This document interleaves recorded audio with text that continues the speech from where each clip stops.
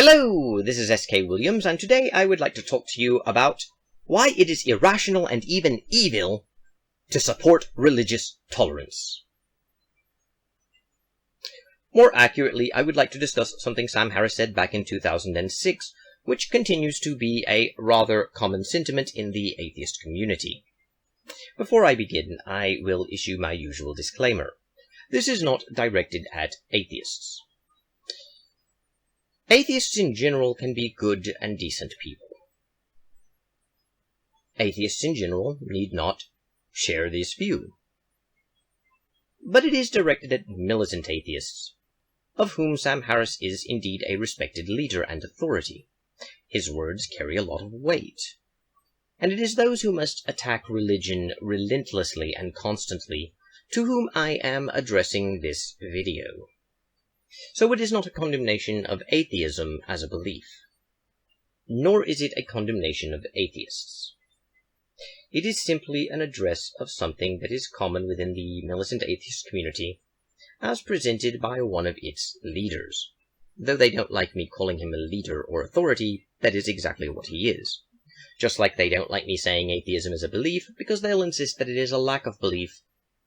But it is a belief, or else they wouldn't try so hard to defend it and to spread it. However, that isn't the topic of the video. The topic of the video is Sam Harris's view on moderate religion, and his claim that we shouldn't respect even religious moderates. I have several problems with what Sam Harris says in regards to this. One of which is how he's viewing religion and what he's calling a moderate. And the other is his rationale. You see, Sam Harris has said that religious tolerance is evil, and he gives more than one reason over the years for why. And I'm not arguing he contradicts himself in that regard. You can have more than one reason for something, and all those reasons work in harmony. But one of the reasons he says religious tolerance is evil is because to tolerate moderate religion means that we must extend our tolerance to fundamentalists. And of course, Sam Harris's understanding of what fundamentalism is pretty much what our culture has made the word mean. Rather like the word fascist, the actual meaning of the word is lost. To us, a fundamentalist is a violent radical extremist who hates anyone who is not of his belief system. That's not really what a fundamentalist is. But this video isn't really about the misuse of the word fundamentalist. So for now, I will simply accept that definition, though with reservation. The problem I have with Sam Harris making such a claim is that we don't really extend that sort of thinking to all other areas in life. For example, no one claims all politics are evil and we should not tolerate politics because certain political belief systems have been violent or repressive. We do not point to National Socialism, or the Nazis, and claim that they prove politics should be abolished, or the communists and claim politics should be abolished. We seem to understand that politics, as a general concept, cannot be repudiated by specific examples of evil political ideals. And yet, this is exactly what Sam Harris wants us to do with religion. There is no real reason why a society that tolerates one form of religion must inevitably tolerate all other forms. And I don't mean it the way Sam Harris would, because Harris would actually agree with what I just said, but he would twist it to fit his narrative. You see, he would argue that a society can indeed tolerate one form of religion but not another, but that's only if the fundamentalists get their way and outlaw all other forms of religion. In other words, according to Sam Harris, the only way for a society to tolerate one religion and not another is if that society has embraced one religion as the only socially acceptable religion, at which point it will of course tolerate that religion, but it will not tolerate any others. However, according to Sam Harris, religious tolerance will not exist between various religions. You cannot have a society that actually produces a respect for more than one religion without that society embracing a doctrine in which all religions are respected. Which is why Sam Harris argues that religious tolerance is evil, because if you tolerate the moderates who people claim are not causing harm, and Sam Harris actually says they do cause harm, but that we'll get to in a moment, then you must inevitably respect the fundamentalists. After all, no religion is based on evidence. They are all based on faith, which, by definition, is belief without evidence. And since all religions are equally unjustified, there is no logical reason to tolerate one religion over the other. And the ideal of religious tolerance, and thinking of all religions as equal, will naturally lead to a respect for the violent religions that will naturally turn on you.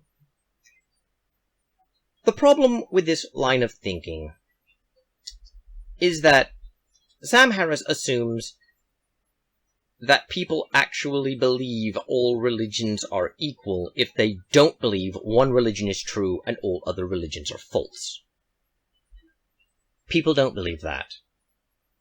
People in the modern Western world, for example, will not tolerate a religion that performs human sacrifices within their borders, and will generally repudiate such even outside of their borders. We already discriminate against certain forms of religious expression, and rightly so.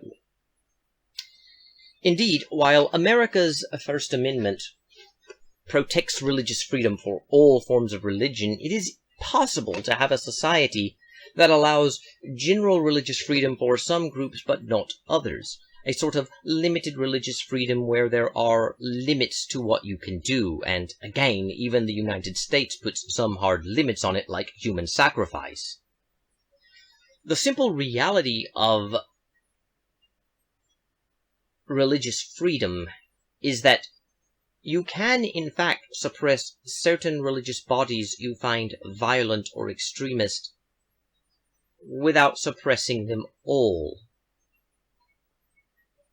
Sam Harris's entire argument is therefore based upon a fallacy. But what's more, his argument is also rather silly in another way. Let me explain that. Sam Harris wrote a chapter in his book, The End of Faith, Religion, Terror, and the Future of Reason, called The Problem with Religious Moderates. I shall quote from this article verbatim in some instances, but owing to copyright law, sometimes I will simply summarize what is said, and other times I will change what is said so as not to run afoul of those copyright laws. However, I will not change what is being said in the sense of his argument. I may change the wording, but the thoughts will remain the same. Let me read this article to you and give a few comments about it. People of faith fall on a continuum. Some draw solace and inspiration from a specific spiritual tradition. But they are also committed to the ideal of religious tolerance and diversity.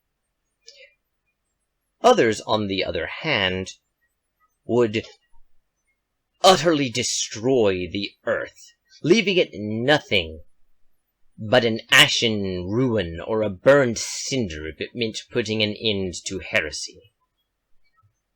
So it is that in our world there are religious moderates and religious extremists, and their various passions and projects should not be confused. However, religious moderates are themselves the bearers of a terrible dogma. They imagine that the path to peace will be paved once each of us have learned to respect the unjustified beliefs of others. I hope to show that the very ideal of religious tolerance, created from the idea that every person should be free to believe whatever they want about God, is one of the primary reasons that we are being driven toward the abyss. we have been reluctant to recognize the degree to which religious faith perpetuates the cruelty we see in regards to man's treatment of his fellow man. This is unsurprising, given that many of us are still given to believe that faith is an essential component to human life. Two myths now keep religion from the scope of rational criticism, and it is these myths that serve as the ground to which extremism can grow as a garden provides a safe seedbed for flowers to grow.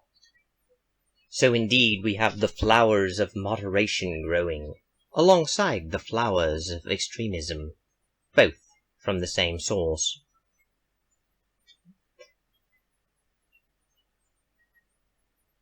The first myth of these is that most of us believe that there are good things that people gain from religious faith, such as strong communities, a code of ethics, and spiritual experiences that cannot be had elsewhere.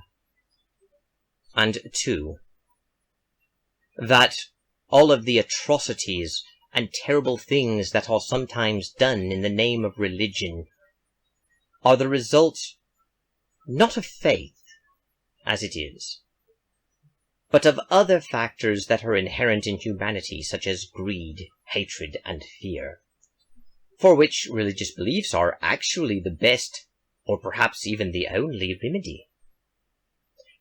Taken together, these myths seem to have granted us perfect immunity to outbreaks of reasonableness in our public discourse.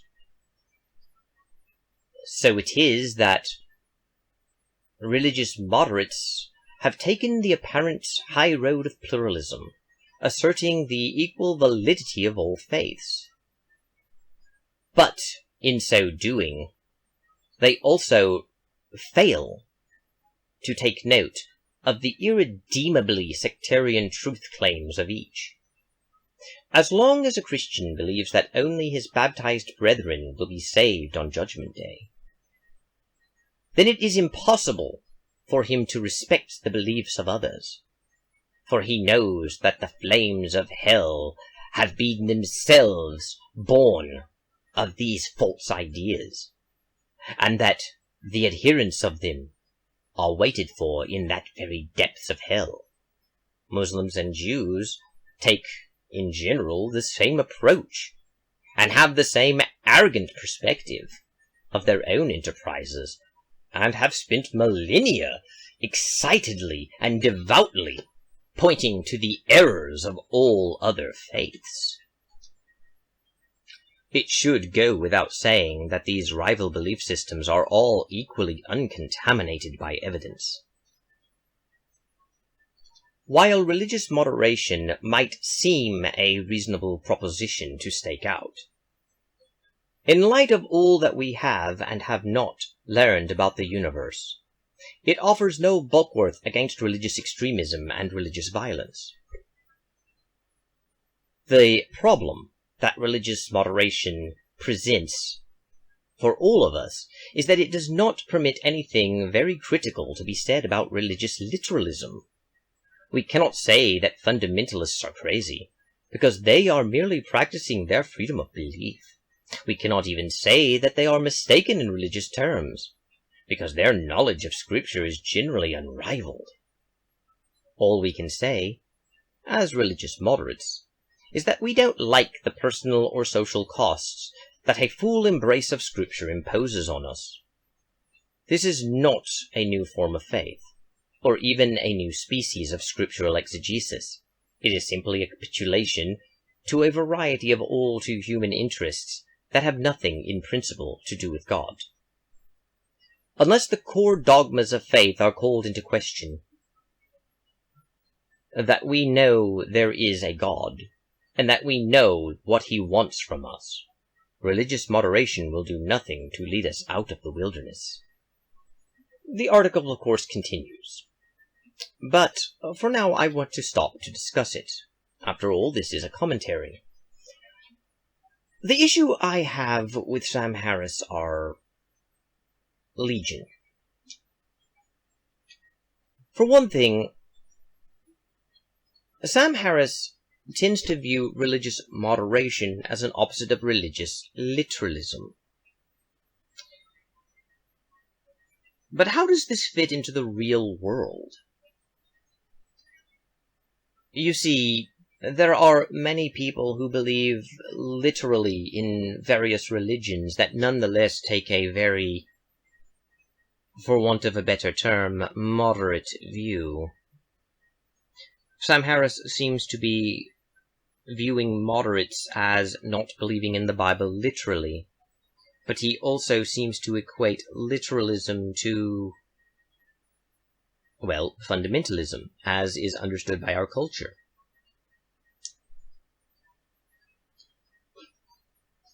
But there are a variety of religious beliefs, such as the Amish or Quaker, for example, who embrace total pacifism. And when it comes to the Amish, they also embrace biblical literalism. Are they fundamentalists? If so, does that mean they are violent or a threat? They live on their own, separate from everyone else. One may say this actually proves Harris's point, since they don't live within our society, but I have met quite a few biblical literalists that actually take liberal social positions on many issues. For instance, I have met people who support gay rights who believe the Bible is literally true in various parts, such as the creation account. They do not accept evolution. They accept Noah's flood as a real event. They accept that the world was once flooded. You may ask how they can be biblical literalists while ignoring the passages that claim homosexuality to be a sin, but most of them don't view those passages as saying homosexuality is a sin. They view them as condemnation of things like temple prostitution or exploitation. Or they will point to the fact that Jesus did not condemn homosexuality. I'm not going into detail about their arguments, I'm merely pointing this out. One can be a literalist when it comes to the Bible and still hold liberal ideas. Furthermore, a biblical literalist can still believe in religious freedom for others who disagree. Even the more conservative ones who view homosexuality as a sin don't necessarily advocate for a world in which religious belief is prescribed by law, or in which the society must cater to their specific beliefs. What Sam Harris is actually arguing is that we shouldn't allow religious belief because it leads to this vague threat of violence and irrationality. But he doesn't himself support that with real-world evidence. He hand-waves away claims that other things lead to violence. But why? He certainly doesn't do that with atheism. Atheists have been violent, and atheist regimes have been violent, but he, along with Richard Dawkins and other atheist activists, insists that the violence done by communists had nothing to do with atheism. And yet, if a religious person commits a violent act, his religion is implicated, whether or not his motive was religious or not. Look at Timothy McVeigh. He is depicted as a devout Christian, and as a result he committed an act of religious terrorism. It was a religious atrocity. And yet, Timothy McVeigh's motivation was the belief that the federal government had overstepped its bounds, and that people had lost their freedom. Timothy McVeigh was actually motivated by a political belief, not a religious one. Of course, some people point to the fact that he was angry over Waco and the government's treatment of Waco, and Waco was a religious group, but Timothy McVeigh was not a Branch Davidian. The truth is, he was actually an agnostic, not a Christian. But even if we go by the religion he was raised in, Catholicism, that would still mean he is not a member of the Branch Davidian Church.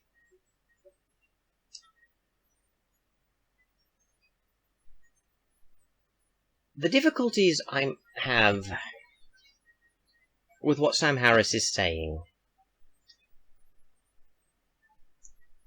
is that he confuses various points. Take a look at what he said here. As long as a Christian believes that only his baptized brethren will be saved on the day of judgment, he cannot possibly respect the beliefs of others.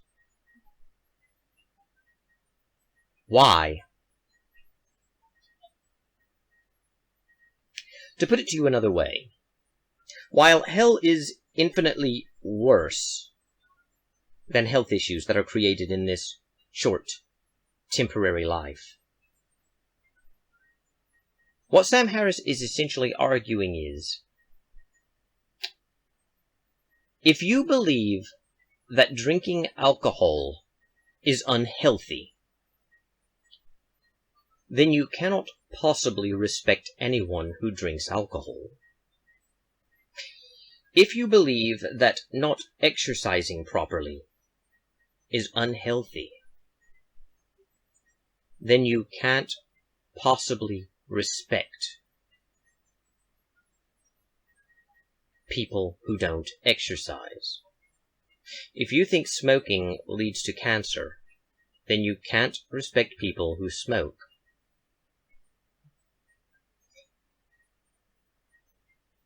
None of this is true. You can respect people's right to drink alcohol, or to not exercise, or to smoke.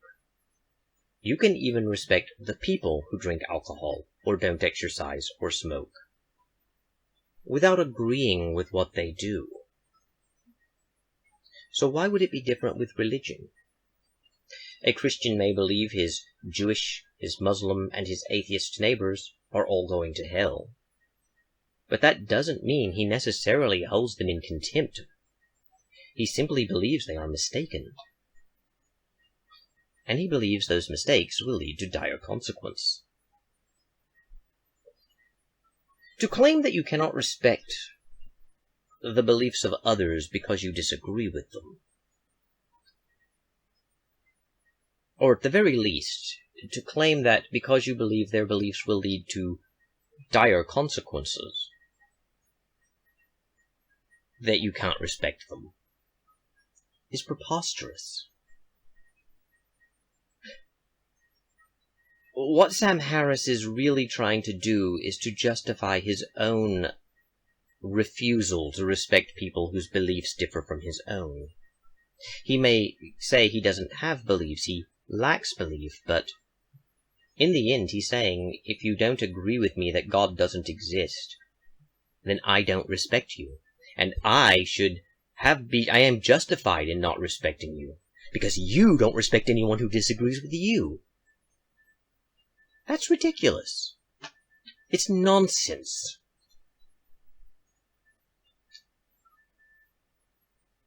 I myself am very close to a Jewish woman who does not share my beliefs.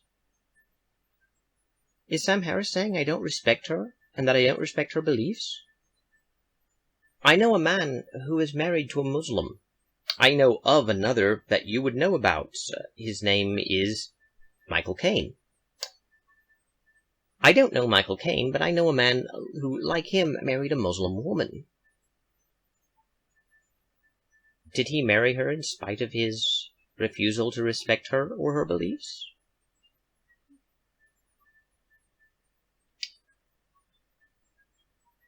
What Sam Harris is saying is simply not true.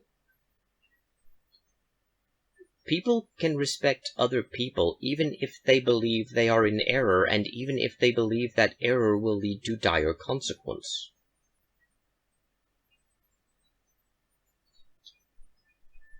And Sam Harris is wrong to equate religious literalism with violence. Sam Harris is wrong to assume moderates are not religious literalists. Everything he's saying is simply bizarrely wrong to the point where it's obvious. In the modern world, we simply don't see the religious groups throughout Europe or America advocating violence to a greater degree. That's not to say none of them do, but the majority don't. The average Christian is not going to try and kill you simply because you disagree. Which is why so many atheists attack them, because they know Christians won't attack them back. By and large, Christians are peaceful and non-violent. Of course, militant atheists would often say that Christians have no right to claim that they are not violent, because they've done violence in the past, crusades, inquisition, burning women at the stake for witchcraft, etc., etc., etc. But if you have to point to actions that Christians were doing centuries ago to justify claiming they are violent today, then you're not being honest. People aren't afraid of Christians today killing them, and that doesn't change even if the accusations of how violent Christians were historically were accurate. The simple truth of the matter is,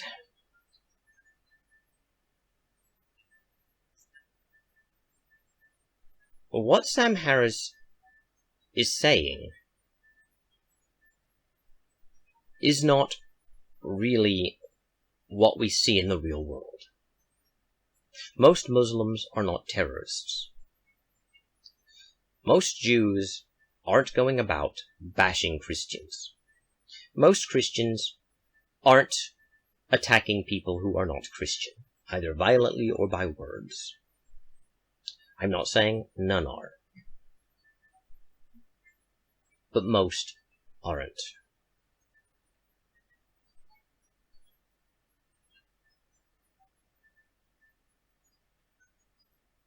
But what's really troublesome about Sam Harris is this. Many of us also believe that the terrible things that are sometimes done in the name of religion are the products not of faith per se, but of our baser natures, forces like greed, hatred, and fear, for which religious beliefs are themselves the best or even only remedy. What Harris is essentially saying in this regard is idiotic. No one has ever done anything in the name of religion. You may say that's idiotic for me to say, and point to the very things I just mentioned, crusades, inquisitions, and all that. But keep in mind, the crusades were not fought in the name of religion. They were fought in the name of Christianity. While Christianity is a religion, it is not religion. And the people they fought were also followers of religion. At least if you were going to be that simplistic. And the causes of the Crusades were not simply faith, like Sam Harris is saying. Like any war, there were things that led to it, social situations, such as how the Muslim rulers of the Holy Land were treating Christian pilgrims, and the fact that Muslim warlords had planned to take over Europe, threatening to invade the Byzantine Empire, threatening to conquer Rome. The Crusades were not launched simply because these Christians had faith and used that faith to justify war. They were fought for the same reasons you would see any war fought. And the same is true of any situation. The Inquisition, for instance, didn't exist simply because faith existed and led inevitably to it. There were reasons the Inquisition happened. There were reasons the witch trials happened. To deny this is to deny the obvious. And that's the very thing Sam Harris is condemning. Us being intellectually dishonest by ignoring the facts. But he continues.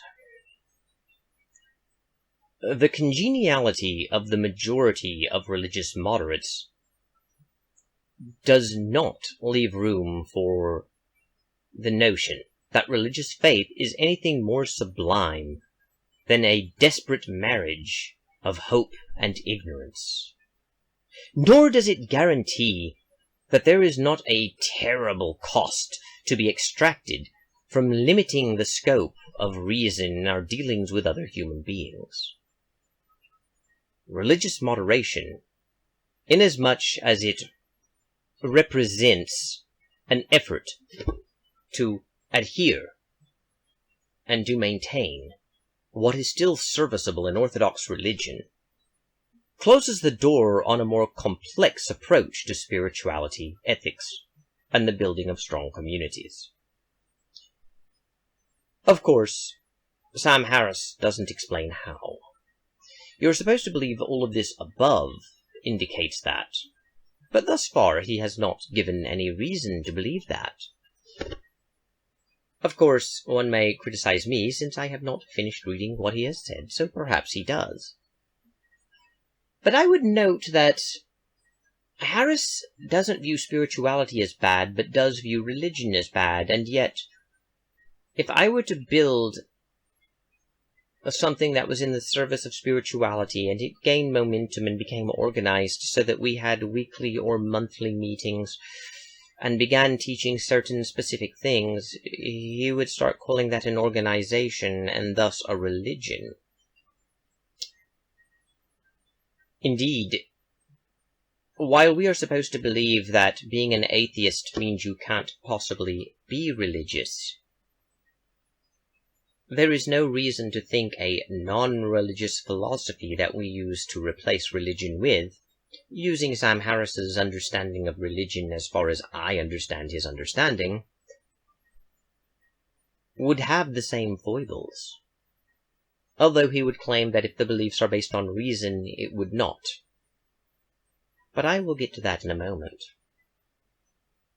Religious moderates appear to believe that what we require is not radical insight and innovation in those areas, but a mere dilution of Iron Age philosophy. And here I must stop, because what Sam Harris is doing is something I've noticed militant atheists do quite often. He seems to reduce religion to the Abrahamic faith, and generally to just Christianity and Islam. After all, Sam Harris is also quite vocal in his condemnation of Islam. One may throw in Judaism, but Harris rarely approaches that topic. And what he is saying is a lie. Religious moderates do not always dilute their Iron Age philosophy. Indeed, what Harris is referring to as a religious moderate is simply someone who is not a fundamentalist or biblical literalist. His oversimplification negates what he is saying. Take a look at the Episcopal Church, for example. Sam Harris may view them as religious moderates and claim they are not literalists. But this is not entirely true, since they do believe parts of the Bible are literal. They just don't believe all of it is. And they have a rather long tradition of not viewing that. But what's more, most people in the Episcopal Church USA, or in the Anglican community broadly, actually do subject their beliefs to insight and innovation. Look at the ordination of women, which, while today not as controversial, was, back in the 60s and 70s, quite a topic of controversy. And what about same-sex marriage? Not only does the Episcopal Church fully back same-sex marriage, but even back in 2006, the Episcopal Church was well known for its LGBTQ-friendly nature and for its open and accepting view. Indeed, many Episcopal bodies actively promoted gay rights. And what of the Metropolitan Community Church? For that matter, there are progressive Christians who believe that we are supposed to improve upon the religion and build from it. They are, in fact, given to modern insights and innovation. The idea that religious belief held by moderates is simply watered-down fundamentalism, that they don't believe as thoroughly or as much as a fundamentalist, and that they simply wash away some of the harsher elements of religion, is itself not true. Nor is it true that there is never any insight or contemplation or innovation within religious movements. Sam Harris is simply saying something that is not the truth. But to continue. Rather than bring the full force of our creativity and rationality to bear on the problems of ethics, social cohesion, and even spiritual experience, moderates merely ask that we relax our standards of adherence to ancient superstitions and taboos, while otherwise maintaining a belief system that was passed down to us from men and women whose lives were simply ravaged by their basic ignorance about the world. Isn't that question-begging? How many of these supposed moderates has Sam Harris actually asked about their beliefs with? When you look at liberal churches whom Sam Harris seems to be talking about, is it really true that they are simply asking you to relax the standards of the past? Is it really true that they wish to maintain a belief system passed down from men and women whose lives were ravaged by basic ignorance about the world? Has Sam Harris read a single book by a philosopher or theologian within those traditions? Or even a book written by a layman who has had it promoted? Or even just asked the local clergy? It is not true, of course. What Sam Harris is calling moderate religion often finds itself rather deep in contemplation. They don't, as I said, simply water down what their religion teaches, diluting it into a lesser degree. They don't want to relax our standards at all. They simply have a different understanding than do the more conservative elements within the religious bodies. But again, quite often liberal churches can be just as doctrinaire and just as solid in their beliefs. What Sam Harris is saying is an utter lie. But let us continue.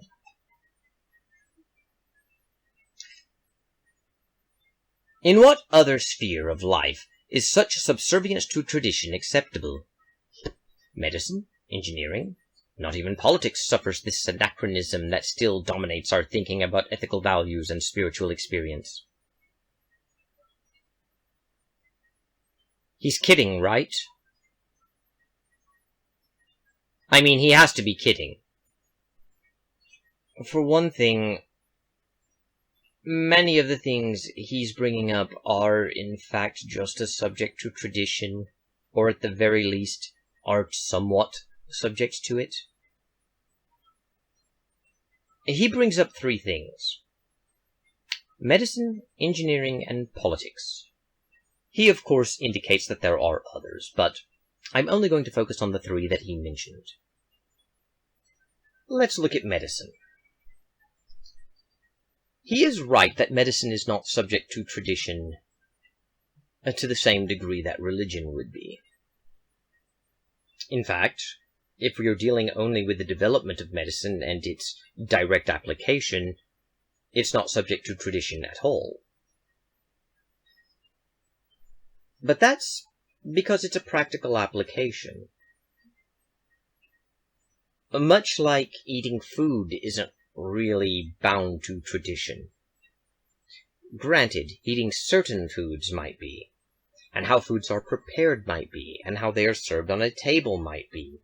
But the actual act of eating food to gain nutrients so that you could stay alive isn't so much backed by tradition but by necessity. And the same can be argued for medicine, or for that matter, to an extent, engineering. Something that is a practical application is inherently going to be more driven by what works and what is functional over-social attitudes toward it. Even then, though, our practice of medicine is influenced by traditional thinking, such as medical ethics that stem from cultural ethics that ultimately are rooted in the Western values that we have that were shaped by Christianity. The way in which doctors look with their white lab coats, and the way in which the medical system is set up. But the actual development of medical treatments isn't, but again, it's a practical application. You may as well say running isn't bound to tradition. It doesn't mean anything. Sleeping isn't bound to tradition, but people sleep. It's not really the same thing as religion. Religion is a way of life. It's beliefs that you hold that define who you are as a person, your identity, the identity of your culture, the way you understand the world, the way you live in the world. Medicine is simply how you cure illnesses or heal injuries. They're not the same thing. Which brings me to his second example, engineering. Engineering both is and isn't actually bound to tradition, though. Sam Harris is, of course, going to appeal purely to the mechanics of engineering. What does and does not work when you're building a building? What will hold a load and what won't? What will support a structure and what won't? Or if you're applying this to mechanical engineering, what will cause the device to function as it should and what won't? What will make your car engine work and allow you to drive from point A to point B and what won't? What will allow the airplane to fly and what won't? What will allow the alarm clock to ring in the morning and what won't? What will allow the clock to tell time and what won't? But he's also wrong. And in a very important way, engineering is exactly like religion. After all, there's more to engineering than just making something that's functional. Engineers also design things for aesthetics. Look at buildings and architecture, which is a form of engineering. You have different styles like Gothic style and Neo-Modern style and Victorian style, Tudor style houses. You have medieval style houses. You have retro-modern. You have all sorts of schools of thought. And all of those schools of thought determine what the building will look like. And since the building still has to be functional, they will also determine the sort of engineering principles you apply. If one is building an Art Deco building, for example, there's a certain aesthetic you're going for, and while you need to know the engineering principles to know how to make the building stand, and how to create the specific features of it, the reason you're building the building in an Art Deco fashion is because there is a traditional school of thought within the building of buildings that promotes the Art Deco style. Of course, one may argue that this is just a preference and not a tradition, but preferences often come from tradition. And besides, there are other examples. In the United States, for example, most government buildings, courthouses, town halls, state capitals, tend to build in the neoclassical style, so much so that even people who don't know that it's the neoclassical style will recognize a government building instantly simply by its design. And other buildings that are designed in similar ways are often mistaken for government buildings. The white marble, the domed roofs, the pillars that hold up various sections. The thing that echoes back to ancient Greek and Roman architecture. While not all government buildings follow this design aesthetic, I know from personal experience, as the courthouse in my county does not follow the neoclassical design standards. Most do. Which begs the question, why is it that in America government buildings follow a neoclassical floor pattern? And why is it that this floor pattern looks official to us, looks like a government building or perhaps a bank? When we build new ones, why do we continue to design them that way? It's easy. Because we know what government buildings are supposed to look like in America. And we know because government building design has come down to us via tradition.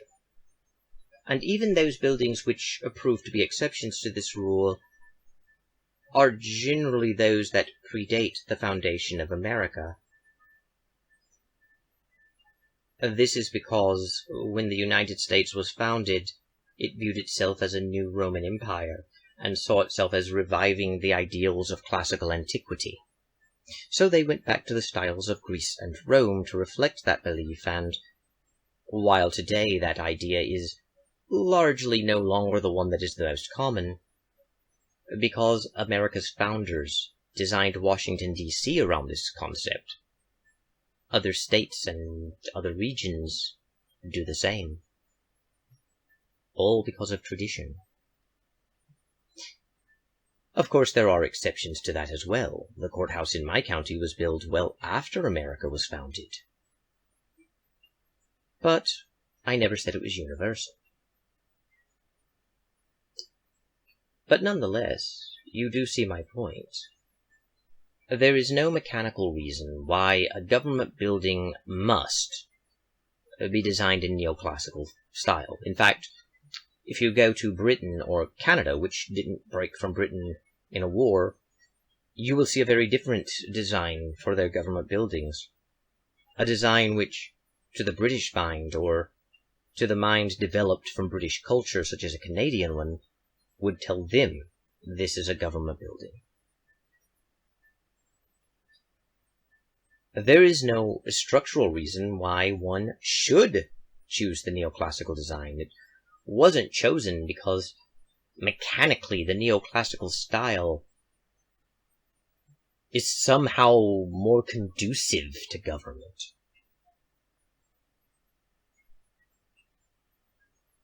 It was chosen purely based upon the cultural idea that America was the new Rome. It was chosen for traditional reasons. The traditions of ancient Rome and Greece to which they were reviving, and it continues when new buildings are built, based upon the tradition set by the founding fathers.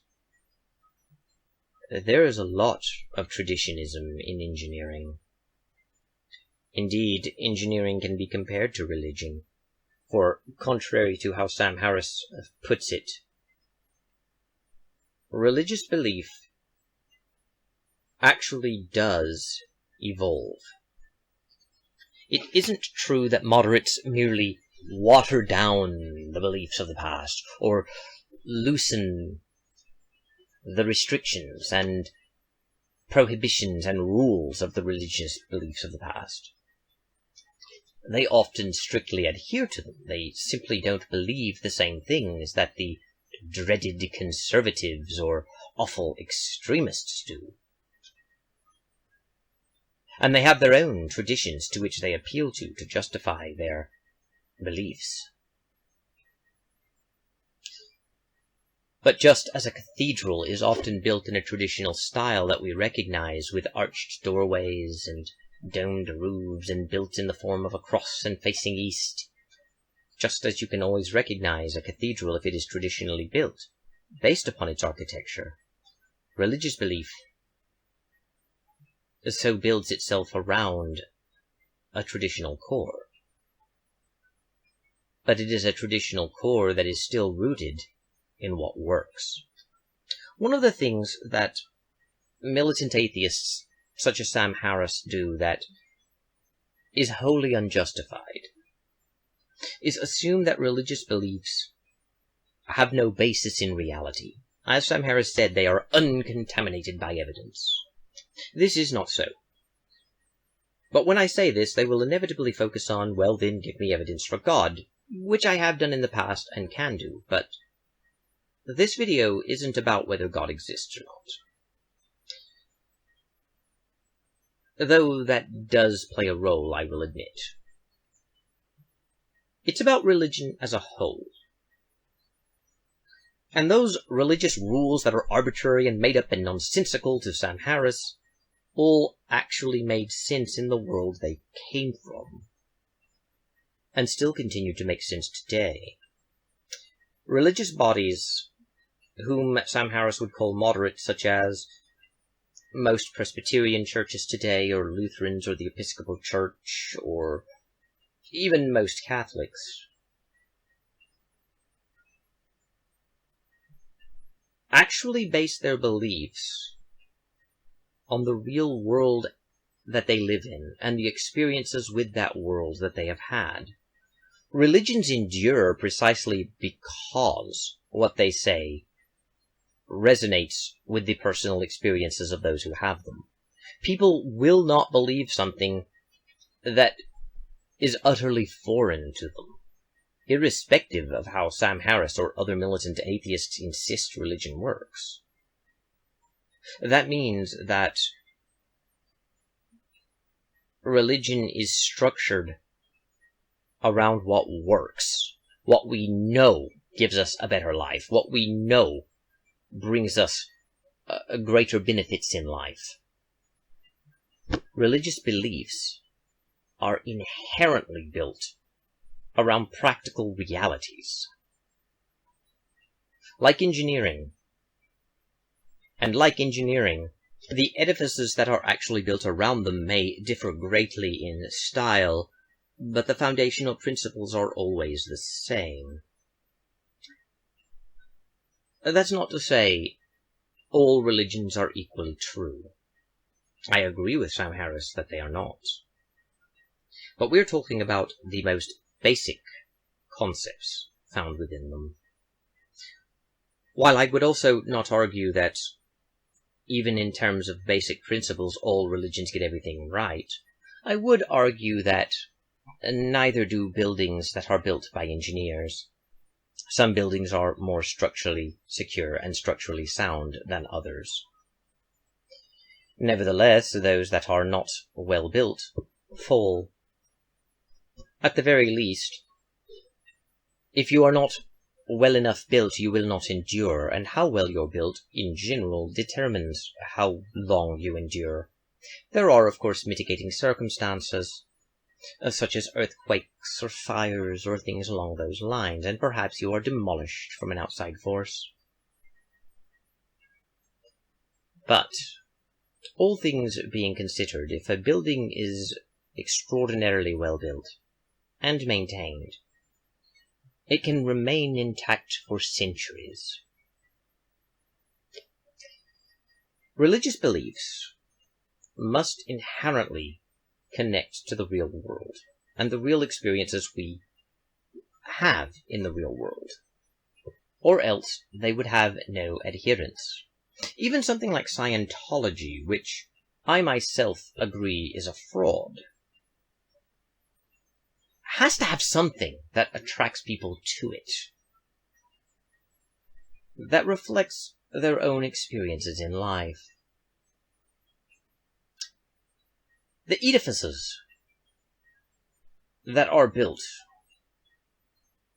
are of different styles.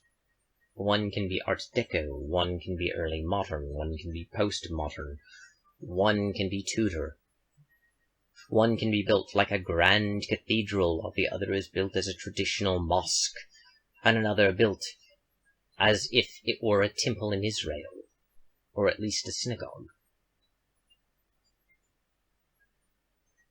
but they are all built using the same basic engineering principles. And the same is true of a Hindu temple, or a Buddhist temple, or a Shinto shrine. But what Sam Harris seems not to understand is that religious beliefs will always conform to real-world standards. But then again, he also doesn't understand that engineering is heavily influenced by the traditions of the society it comes from. For that matter, if you are talking about practicality, what works and what does not work is passed on from one generation to another. That too is a form of tradition. Yet, Sam Harris would say, because it works, it is not tradition. This is a very ill definition of tradition. Tradition is being essentially seen as something that is not true, or at least not inherently so. But if you learn the principles of engineering from previous engineers, who got it from previous engineers, who got it from previous engineers, that is traditional transmission. Which brings me to his third and most ridiculous item that he listed as not being as subject to tradition: politics. Regrettably for Sam Harris, politics is very rooted in the traditions from which the society comes from. Even in modern democracies, where we see them destroying the past, tearing down statues, burning memorials, they are still building from traditions of revolution and traditions of oppression. The narrative of modern rioting groups is indeed that of them being systematically oppressed by the existing system, which, in turn, means that they are motivated by a traditional belief system that has been passed down to them by generations before them.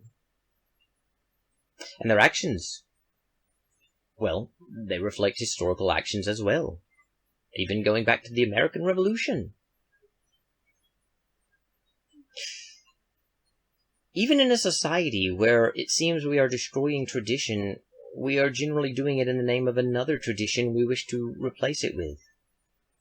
It is rare to see a movement get started spontaneously that is about the abolition of a tradition that is not itself rooted in some form of tradition, and even when we do see that, it becomes an exception that proves the rule, since while it is not stemming from a previous tradition that it wishes to replace the current cultural tradition with, it still seeks to implement a new form of tradition, for once the revolution is complete, they don't want a society of perpetual war. They want it to settle, and to do that, they must have a shared code of conduct and belief, which, again, will be passed from one generation to the next. Tradition dictates politics, Dr. Harris. But moving on.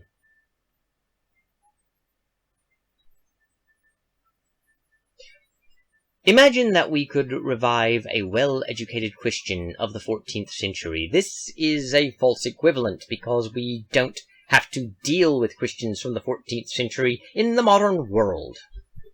His argument is that religion does not change. The best you can do is dilute religion. The best you can do is loosen the restrictions religion places on behavior, or stop believing in parts of it. But you cannot change religion, and yet he is proving that wrong right here. But let me re-begin. Imagine that we could revive a well-educated Christian of the 14th century. The man would prove to be a total ignoramus, except on matters of faith. That is a lie, Dr. Harris. Mathematics has not fundamentally changed, and the man may very well be a mathematician for all you know. What's more, the example is irrelevant. If we could revive a 14th century atheist, he would be just as much an ignoramus. So what is the point? His beliefs about geography, astronomy, and medicine would embarrass even a child. But he would know more or less everything there is to know about God. False, Dr. Harris! False! Does Dr. Harris believe that modern Christians have not changed one whit their theology?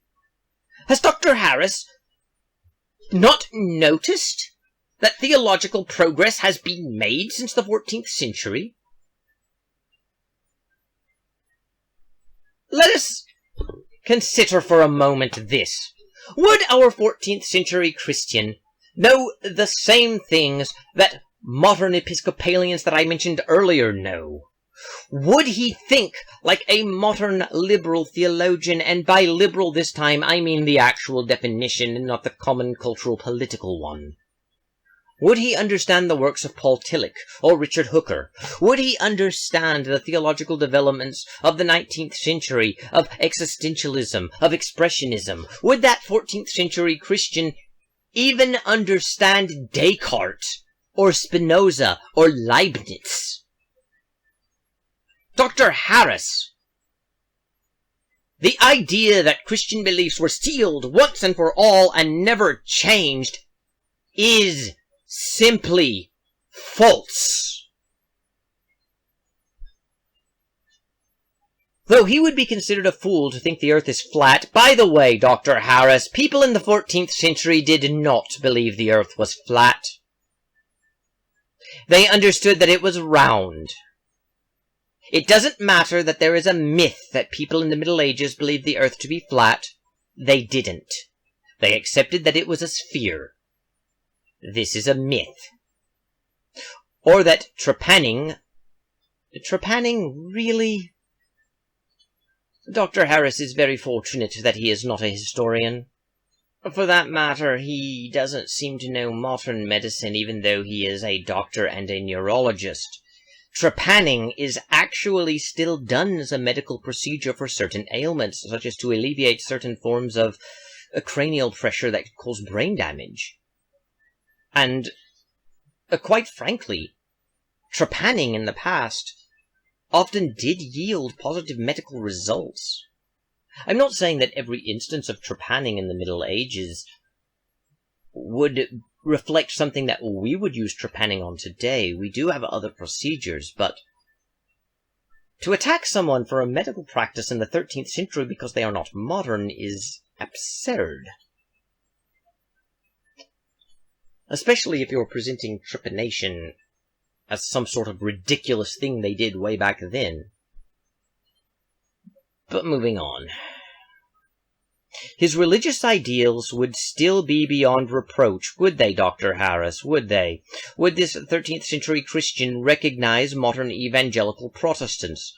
They are conservatives and not liberal. Are you telling me this 14th century Christian would feel right at home in a Southern Baptist church in modern America? What Dr. Harris is saying is stupidity.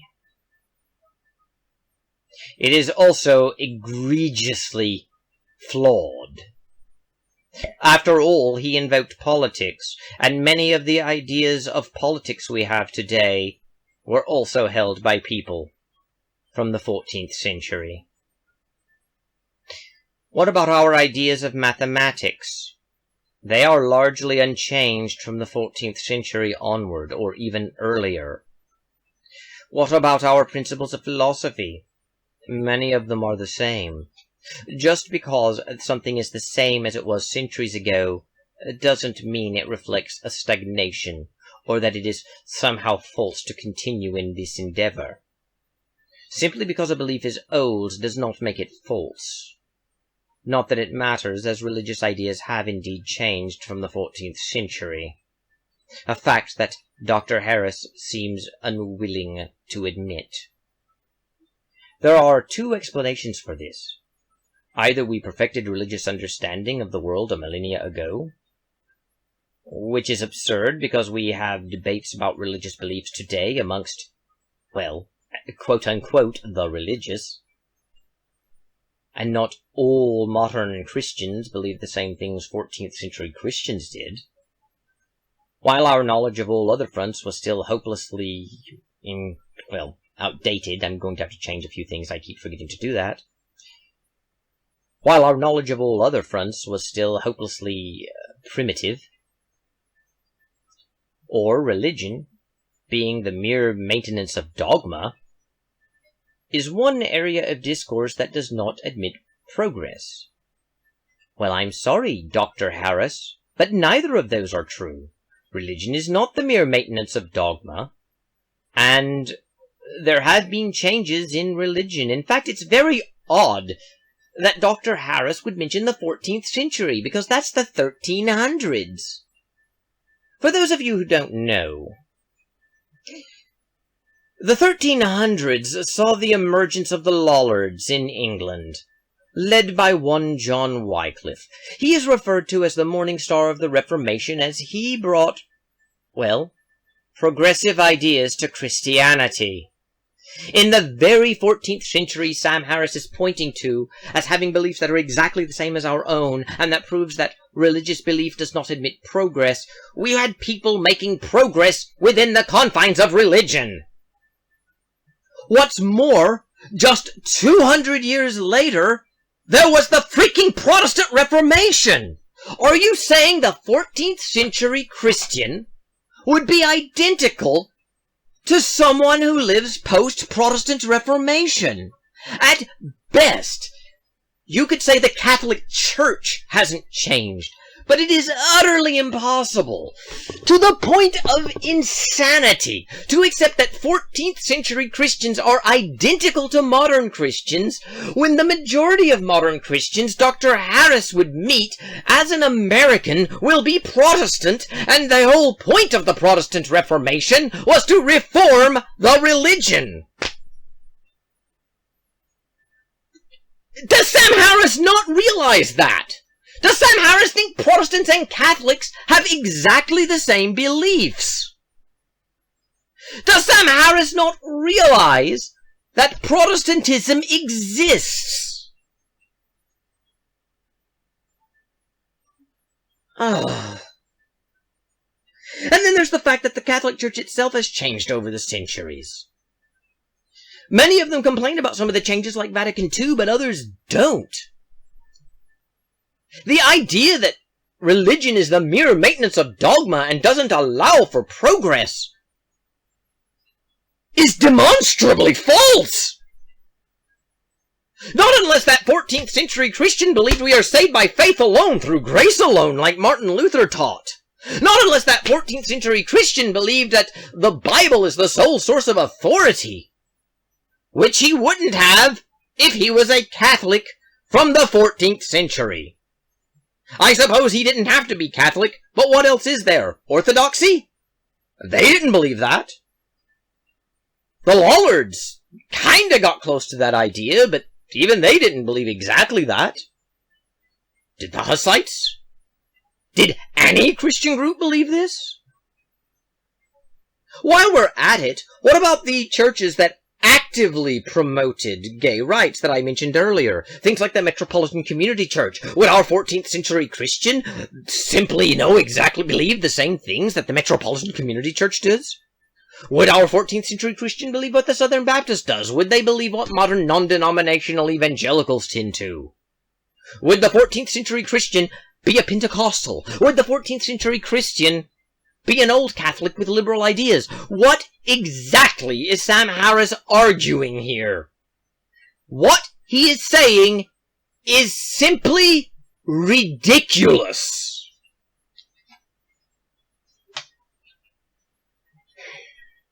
But moving on. With each passing year, do our religious beliefs conserve more and more of the data of human experience? Yes, they do, Dr. Harris. Religious beliefs evolve with time, and actually incorporate new ideas into them. Something you would know if you bothered to study anthropology or the history of religion. If religion addresses a genuine sphere of understanding and human necessity, then it should be susceptible to progress. That is not logically true. After all, the idea of progress itself is ill-defined. Progress assumes you are moving toward a specific goal. What's more, there are some things we learned centuries ago that we still believe today largely unchanged. It is entirely possible for something to be unchanged for centuries as a belief, and not be susceptible to progress, while at the same time still holding important information about the human experience that we have.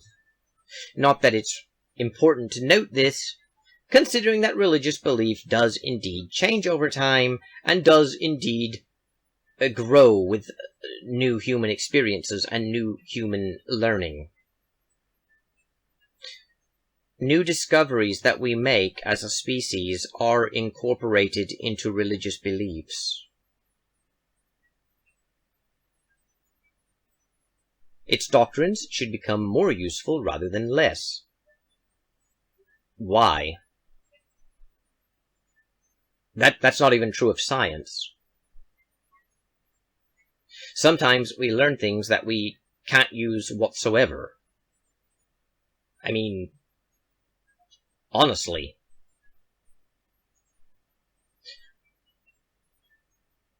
A lot of the things we learn about in science, about remote species of animals that lived millions of years ago, won't actually prove useful to improving the human condition. I'm not arguing that things like paleontology are worthless, but if you're determining the value something has on whether it provides more use now than it did in the past, then why are we still digging up dinosaur bones? Or looking at ancient animal life from millions of years ago?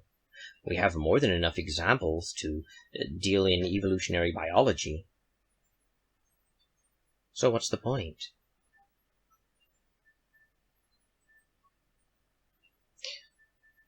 Progress in religion, as in other fields, would have to be a matter of current questioning.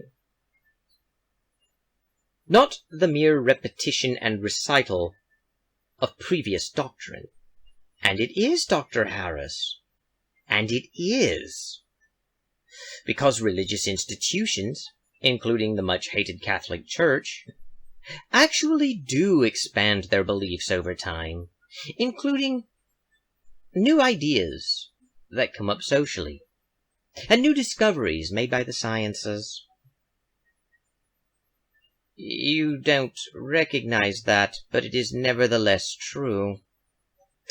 Whatever is true now should be rediscoverable now, and describable in terms that we are not outright affront to the rest of what we know about the world. By this measure, the entire project of religion— there is no project of religion! This is another thing I hate about militant atheism. They treat religion as this one thing, and it's not this one thing.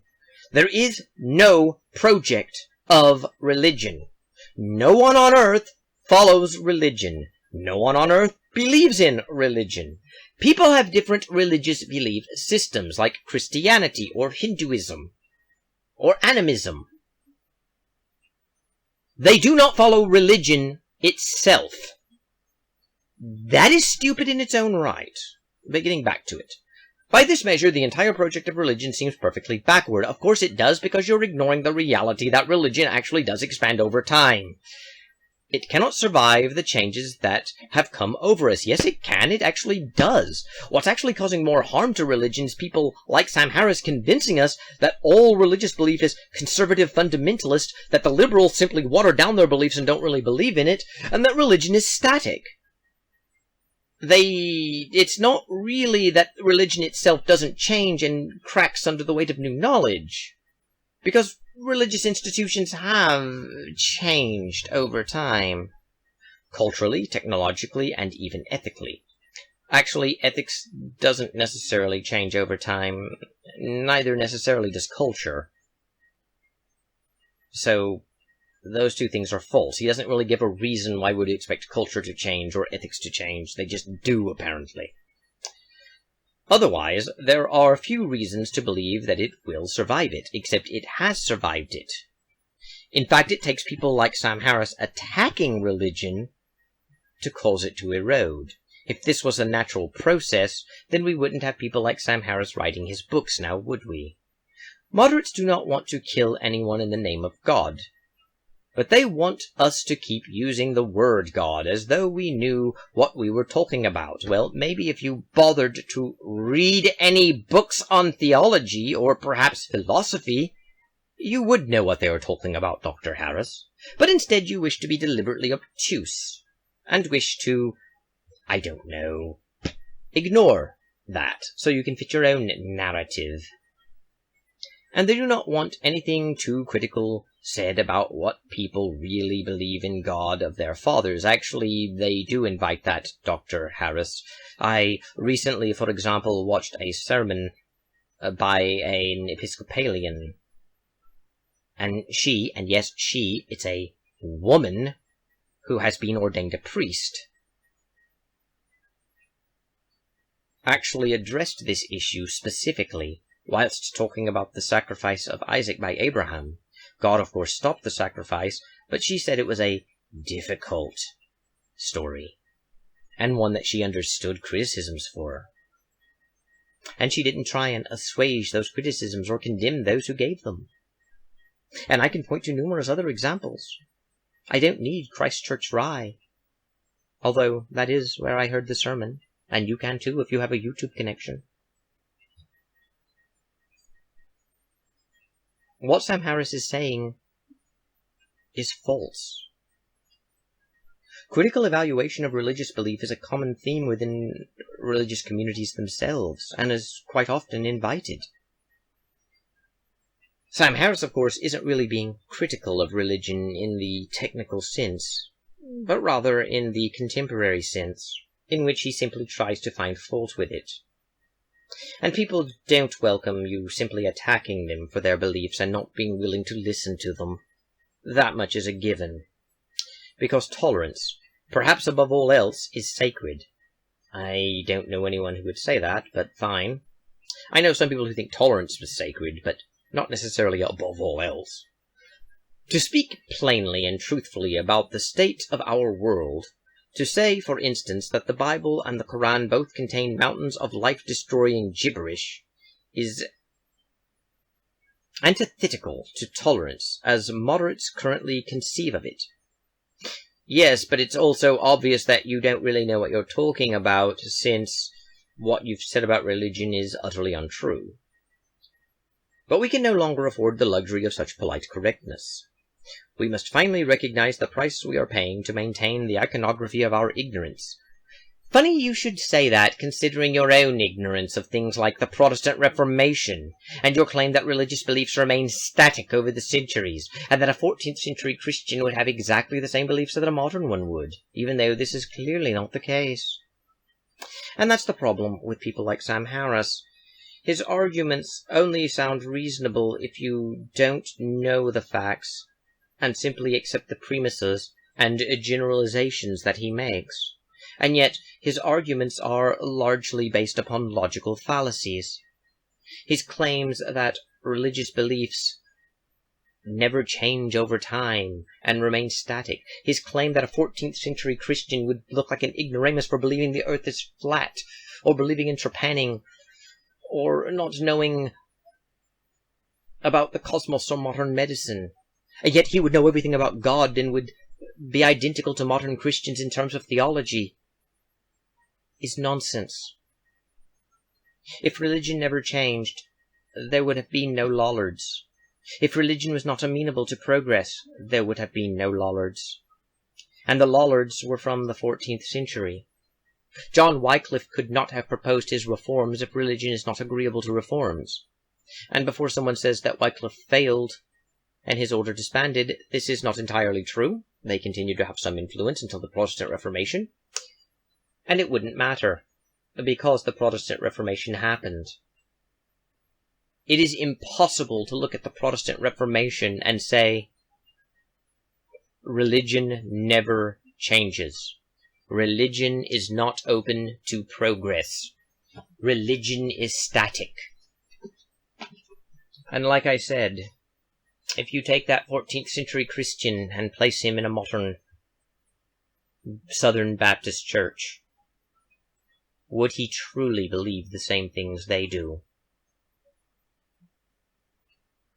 And I'm assuming that we have something like Star Trek with the Universal Translator, a product of science and not religion, of course. There is no language barrier. The people he speaks to will hear modern English, and he will hear whatever language it was he spoke, such as Middle English if he came from England.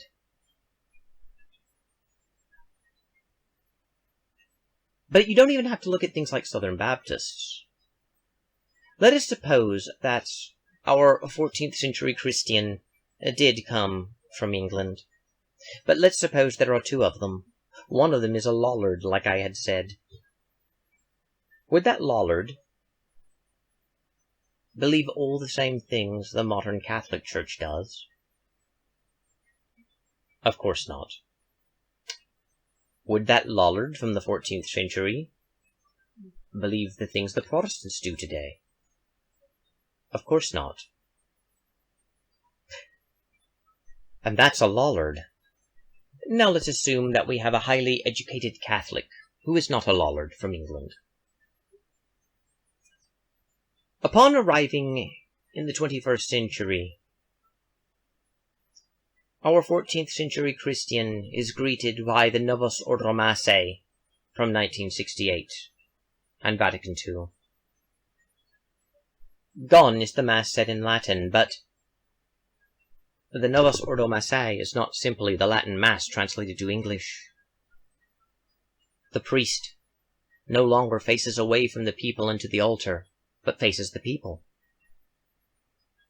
Before you even get to the consecration at the start of the Mass, they stop all the music and everyone stands up and starts handshaking and chit-chatting. This is called the sign of peace. Our 14th century Christian, of course, would be very familiar with it because religion doesn't change, except they didn't do the sign of peace in the 14th century Mass. And what about receiving communion? When he goes to the altar and kneels, his priest may say, "No, get up, you can't do it that way," and places the host in his hand. Is that what our 14th century Christian would believe?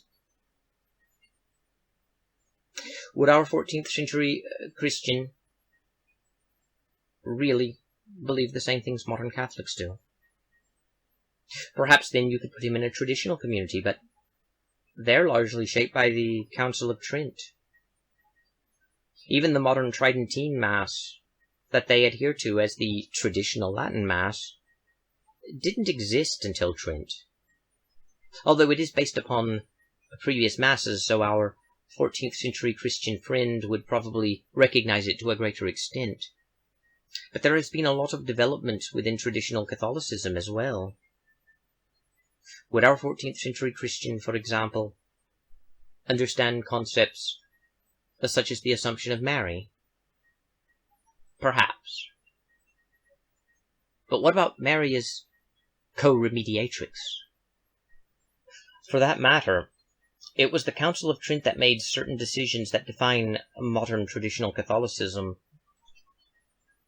Beliefs that our 14th century Christian may not agree with, because they had not become dogmatic, or that he may not have ever heard of, because they did not exist. For example, while the Catholic Church has never taught you are saved by faith alone, the exact nature of salvation was not promulgated until Trent. So our 14th century Christian may believe that the sacraments are an important and vital part of salvation, that you must be baptized, and that you must lead a life in which you attempt to be free of sin, and that you repent of your sins when done and confess them. But he wouldn't have the full understanding of salvation as full cooperation with the divine set of grace, as outlined in Trent.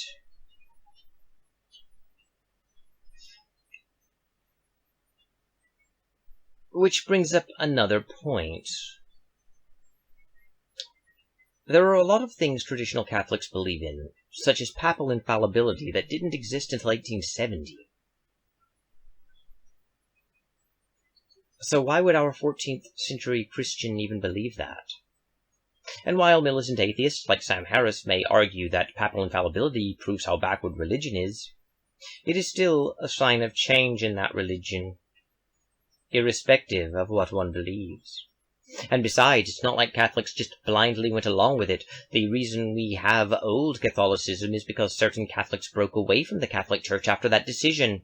Something that would not happen if religion was static and simply about the maintenance of dogma. And again, let us try and place our 14th century Christian in an Anglican church.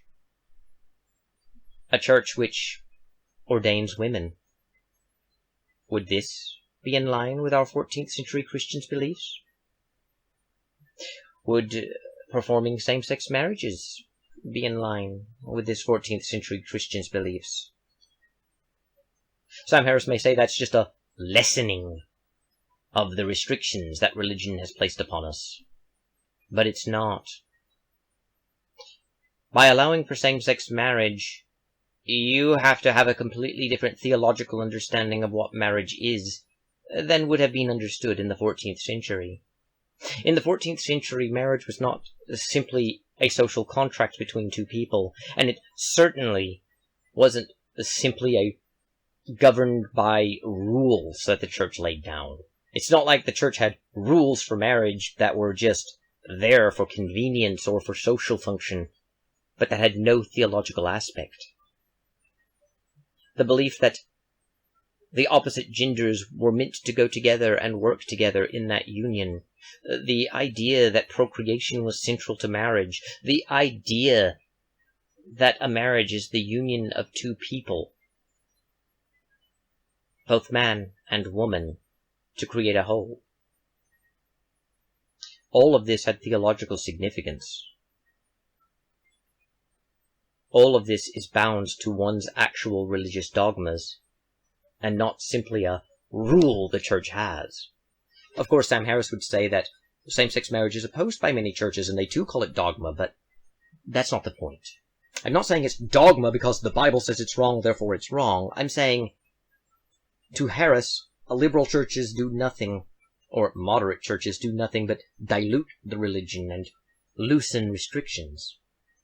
As if the prohibition on homosexuality and the refusal to recognize same-sex marriage is what the religion actually teaches, and the difference between a moderate and a fundamentalist would be the fundamentalist believes this to be true now, and the liberal also kind of believes it true but watered it down and got rid of it. No.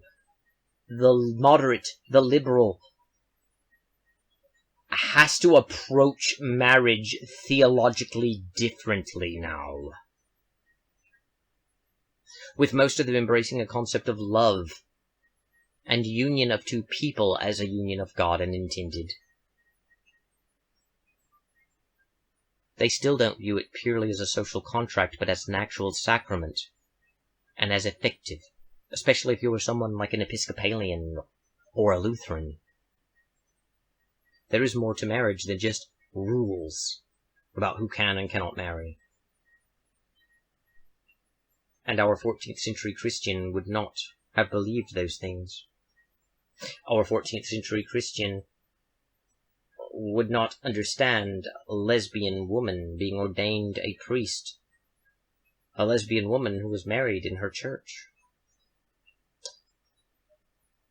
And what about environmentalism? This is one that's a bit harder to discuss because 14th century Christians did in fact believe that nature should be preserved.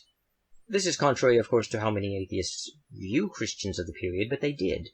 However, because there were so few people and not that much pollution, there was no great movement to protect the environment. There was no need. Furthermore, environmental science has taught us a lot about the maintenance of the ecosystems and what would be beneficial for us. which is why many modern environmentalists do more than just preserve nature as is, but attempt to stabilize nature and make it better by enhancing its chances of survival. And, contrary to how militant atheists frame it, many churches, including the Episcopal one I just mentioned, but also the Catholic Church, have embraced environmental causes. They do not reject environmentalism, and they include a great deal of environmental science into their programs to help the environment, arguing for sustainable growth and development, arguing for sustainable and harmonious livings with nature, arguing for renewable energy sources that don't pollute like solar power. All of these things are actually a part of people's religious beliefs and identities now. But none of them would be part of our 14th century Christian friend's identity, because he wouldn't have understood any of this. As Sam Harris said, he's an ignoramus. He wouldn't even know about electricity, much less advocate for solar power over something like burning coal for power. He wouldn't even necessarily understand that burning coal releases CO2 that stays in the atmosphere and would harm it. Not because he's evil, not because he wouldn't if he had learned, but simply because he never learned this.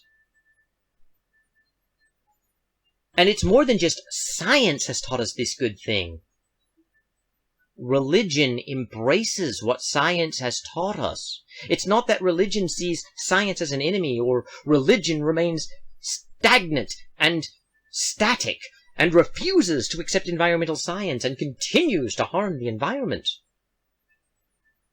Religious institutions have embraced environmental concerns and environmental ideas that come directly out of environmental science as inherent to their own mandates.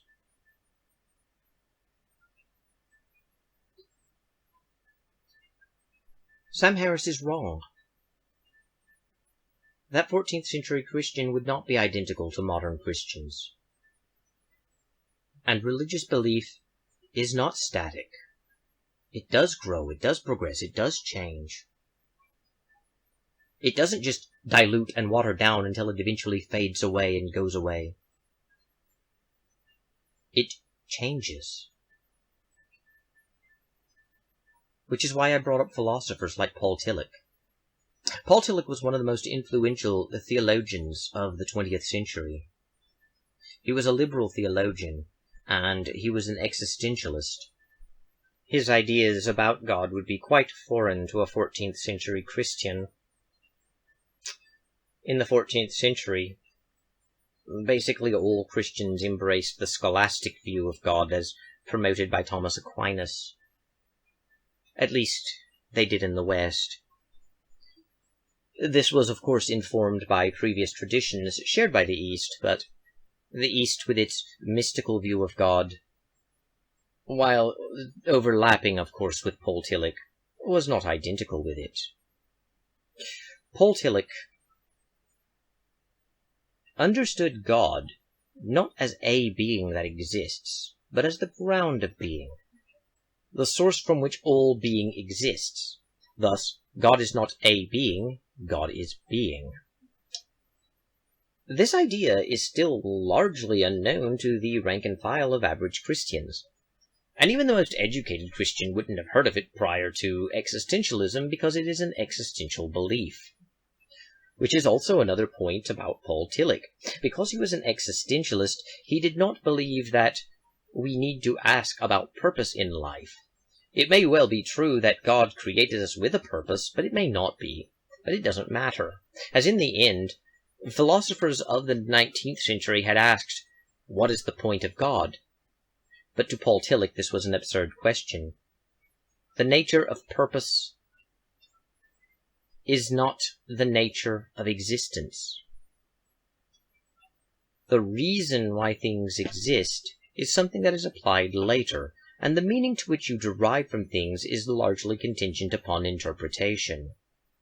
God does not need to have a meaning or a purpose, and neither do we. We exist, and we know we exist, and we simply exist, and whatever meaning we find is a meaning that we derive from our own experiences and our own decisions. I'm not saying I agree with Paul Tillich on this, but I am saying that this sort of thinking would have been so utterly alien to a 14th century Christian that he would probably have a very difficult time even understanding it. Not because he was stupid, not because he couldn't eventually understand it, but because the thinking of Paul Tillich came largely from a series of cultural developments that had yet to happen to our 14th century Christian. And yet Paul Tillich's beliefs, well, they've shaped a lot of liberal theology. Even today, amongst those who don't fully agree with him or necessarily even heard of him, some of his ideas have seeped in. And the same can be true of other liberal theologians like Hooker. But it's not just the liberal theologians, it's the conservative ones. Are you honestly going to tell me the ideas of Dallas Ward are the same ones held by a 14th century Catholic? Are you honestly going to tell me the ideas of Geisel are the ideas held by a 14th century Catholic? What Sam Harris was arguing is simply wrong. Like everything else, religious beliefs adapt to new ideas, embrace new ideas, and grow with new knowledge and information. They don't remain static. Even ideas about God have changed over the centuries. What Sam Harris argued is wrong. Which brings me back to his first point, and the one that most would fall back on at this point. Dr. Harris argues that no religion has evidence backing any of its claims, and that religion is dangerous precisely because it produces a habit of mind in which we just accept things. No, it doesn't. Even if people believed in their religions without evidence, that doesn't mean they believe in everything without such, and in the real world we don't see that. But what's more, religious people often do need to be convinced about what their religion teaches. There are many people who convert to Christianity or Islam or even Judaism precisely because of the way someone explained it. Because they gave evidence. Because it makes sense. Atheists themselves in the modern world admit there's evidence for religious claims when they engage in debate with religious people. They don't admit it openly. They don't say, yes, there is evidence for religious belief.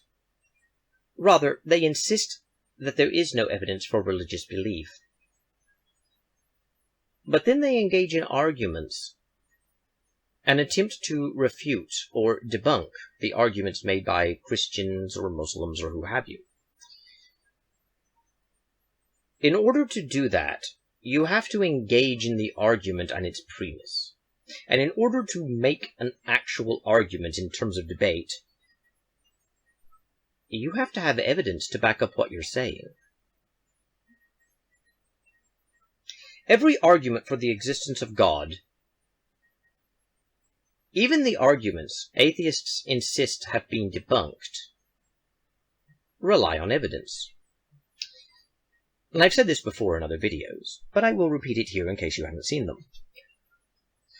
Even if you accept the premise that the arguments have been debunked and are, thus, not good reasons to believe in God, the simple reality remains that each argument is based on a form of evidence, even if the evidence that is provided is weak, or even if the conclusion being drawn from it is spurious. Modern-day militant atheists seem to act as though, because God does not exist, there can be no evidence for God. But anyone who has studied law would know this isn't the way the real world works. And indeed, militant atheists often compare these sorts of talks with courtroom procedures, but they seem not to realize that both the prosecution and defense rely on the same evidence to make their cases. Both parties look at the evidence and use that evidence to support the conclusions they wish to draw, whether the person on trial is guilty or innocent. They use the same evidence. And I don't mean to sound trite like certain creationists that are mocked, such as Kent Hovind, which is no doubt what would happen if someone bothered to listen this far in. It is over an hour, after all. This is one of my longer videos. But both parties are using the same evidence and simply drawing different conclusions from them. That doesn't mean there's no evidence. Even the process of debunking an argument for God's existence admits there is evidence. I like to explain it this way. I accept as a historical fact that man landed on the moon. I am not defending conspiracy theories which say that man did not land on the moon. But, having given that disclaimer, the conspiracy theory that says that man never landed on the moon is, in fact, based on evidence. I would argue that the evidence is being misinterpreted to arrive at an incorrect conclusion, but they do have evidence, such as talking about the Van Allen belt and claiming that it is too dangerous for people to pass through because it is too high in radiation, or pointing to video clips of the moonlander and when it takes off and how instead of a large plume of dust as you would expect, there's only a tiny puff.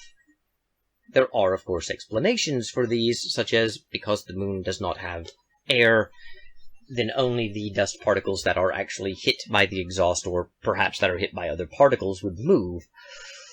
Or perhaps the Van Allen belt's radiation isn't quite as dangerous or impassable as they are claiming. But that is neither here nor there. What's important right now is that the people who argue that the moon landing never happened still have evidence to support the claim that the moon landing never happened. If I were an atheist, this is how I would view God. And I don't mean to demean God. I know people mock those who believe that the moon landing never happened and view them as idiots, or at least crazy. And that's not what I'm trying to get at all. I'm simply trying to use an illustration to make a point. If I were an atheist, I would not say that there is no evidence for the existence of God. I would recognize that people don't just believe without evidence that God exists because some book said so, or because they were brainwashed as children. There has to be a reason God as a concept even exists in humanity. And I would recognize that arguments for the existence of God exist, and therefore evidence has been presented. I would simply argue that the evidence is better explained in another way. But what militant atheists like Sam Harris do is to claim that because an argument has been debunked, you have proven it's not really based on evidence, which isn't actually true. When you look at things like the argument from design, it's obvious that it is based on physical, tangible evidence, the kind of evidence atheists like Harris insist they want, empirical evidence. You may not agree with the conclusion of the argument from design, that the universe is so perfectly balanced to produce life and to be as it is that there must have been a creator. But to then claim that there is no evidence for the existence of God, after having heard that argument, isn't intellectually honest.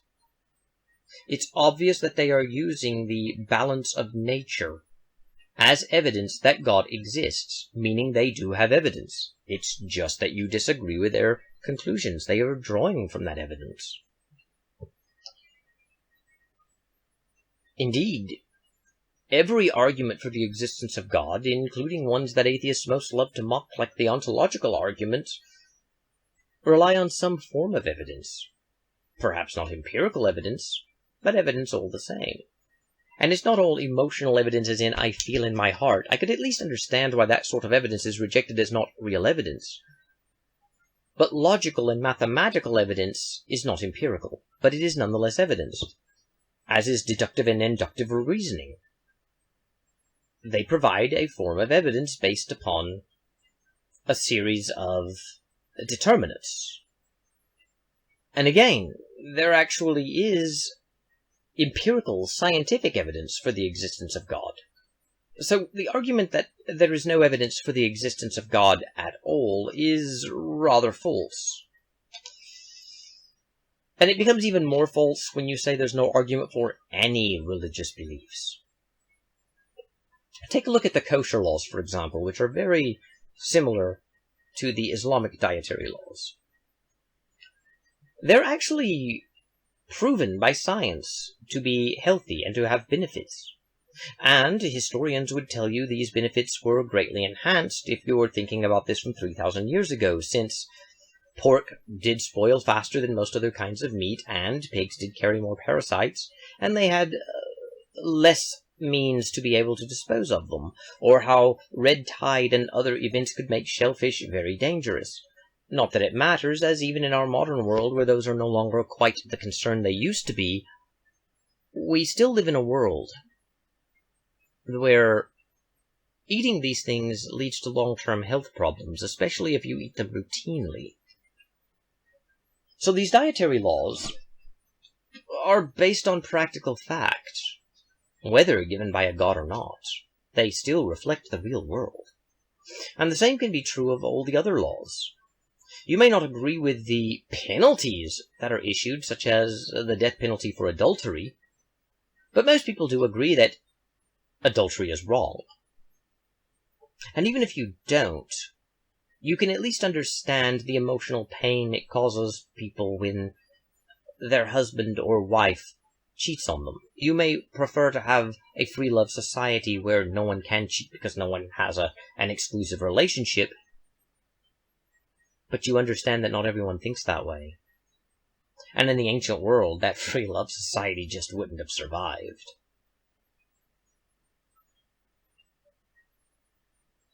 Even the laws that atheists make fun of, though, like, don't wear mixed fabrics, make sense. Why does the Bible forbid mixed fabrics? It doesn't. It forbids the mixing of wool and linen. But if you know about textiles, and I didn't for a long time, I had this explained by a textile worker, you realize that wool, being a heavy, coarse material, won't weave properly with a slick, slender, lightweight linen. If you try and weave them together, it creates a fabric that, well, it'll fall apart, because the weave won't hold. This law is a quality control law. And if you're going to argue why the death penalty is implied to people who do this, well, it's not. I know a lot of atheist sites claim it is, but it's not. But therein lies the problem. These religious beliefs have evidence backing them. The health benefits of a kosher diet, the reason not to mix wool and linen, these make sense from a logical and pragmatic point of view. So, when people argue there's no evidence at all for any religious claim, they're not exactly being honest, are they? Meanwhile, atheists who listen to Sam Harris will believe him when he says that our 14th century Christian time-traveling friend would be seen as an ignoramus when it comes to geology, or medicine, or astronomy, or other modern sciences. But he would know all about God, and his knowledge of God would be just as applicable today as it was back then. They believe that because Sam Harris said so, and it rings true to them because religion is stupid. It's just the maintenance of doctrine over time, or dogma over time. But as I pointed out, Christians today don't have all the same beliefs as 14th century Christians did. The Christian religion has changed over time, both in the sense that it has incorporated new knowledge into itself, such as environmental science, to the fact that the theological presuppositions that were held by a 14th century Catholic were challenged, both by Catholic philosophers and theologians, and most prominently by the Protestant Reformation. Indeed, if religions never changed and simply maintained dogmas over time, there would be no Protestant Reformation, which was one of the most major events in human history. I'm sorry, but Sam Harris doesn't convince me of much, other than the fact that he is a propagandist who either doesn't understand the real world we live in, or doesn't care about the truth. Religious belief is simply not as static as he claims. That only leaves the claim that it inevitably leads to violence. But we all know that it doesn't. Though this video is almost 2 hours long, so I'm not going to get into that. I will in another video. But until then, I do think that I should sign off. I thank you for listening to this unusually long video. I realize that recording for almost 2 hours probably is a waste of time, as most people won't listen to me that long. I'm not that famous yet, and most casual viewers don't want to watch something that long, but I felt like making this video, and I don't think it is entirely unreasonable to do so. Nevertheless, I shall sign off now. Thank you, God bless, and goodbye.